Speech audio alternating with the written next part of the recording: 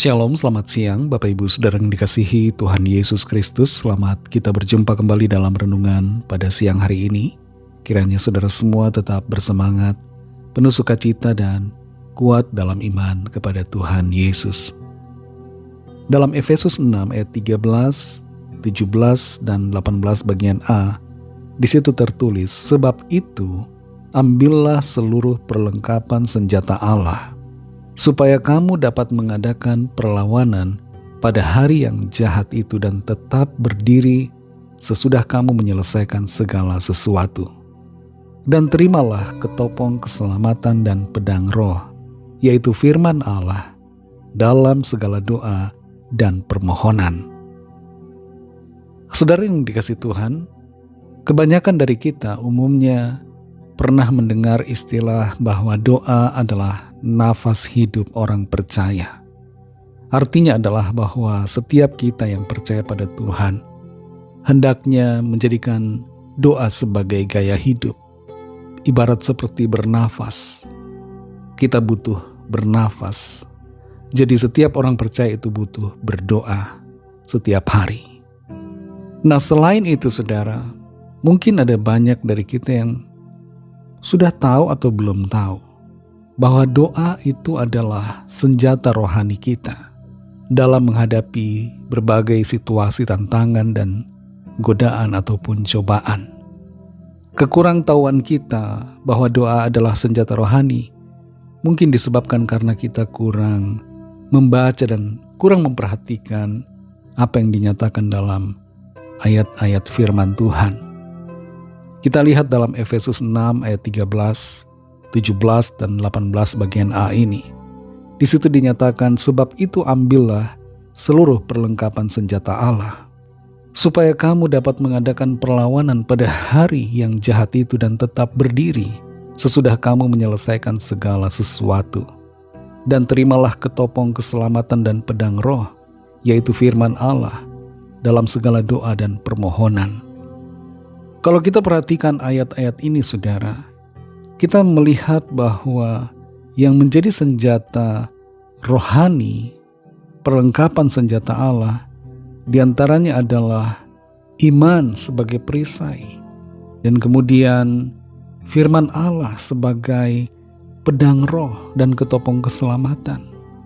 Tapi kalau kita sungguh-sungguh memperhatikan, di sini ada kelanjutannya saudara. Di ayat 17 itu ada koma, dan dilanjutkan ke ayat 18 yaitu dalam segala doa dan permohonan. Doa merupakan bagian dari senjata rohani kita. Dan karena doa merupakan senjata rohani, maka kita harus gunakan saudara dalam peperangan rohani, dalam pencobaan, dalam godaan, dalam tantangan yang ada dalam kehidupan kita. Perlu kita sadari bahwa doa menembus ruang dan waktu. Kita bisa berada misalnya di kota Jakarta, tapi doa kita bisa menembus sampai ke kota lain, entah kota Medan atau Manado atau daerah-daerah terpencil lainnya, Bau-Bau, Manokwari, bahkan sampai ke luar negeri. Kita bisa berada di satu tempat yang berbeda, dan ketika kita berdoa, doa kita langsung menembus ruang dan waktu.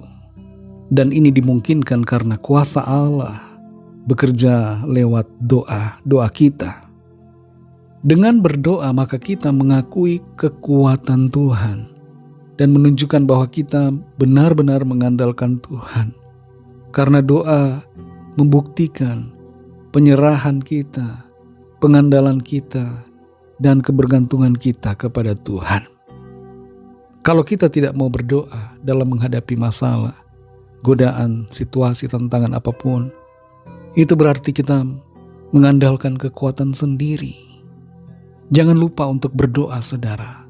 Berdoa dalam masalah yang saudara hadapi. Berdoa dalam situasi pencobaan. Berdoalah ketika ada kuasa kegelapan. Jangan tunggu orang lain berdoa buat saudara. Berdoalah secara pribadi kepada Tuhan, karena Tuhan mendengar setiap doa-doa yang kita naikkan. Tuhan mendengar semua orang yang mau berdoa dan yang mau memohon kepadanya. Biarlah doa kita pakai, saudara, setiap hari menjadi senjata rohani kita dalam perjalanan, dalam aktivitas, dalam keadaan apapun, dan dimanapun kita berada. Roh Kudus akan menolong kita untuk berdoa kepada Tuhan. Mari kita berdoa.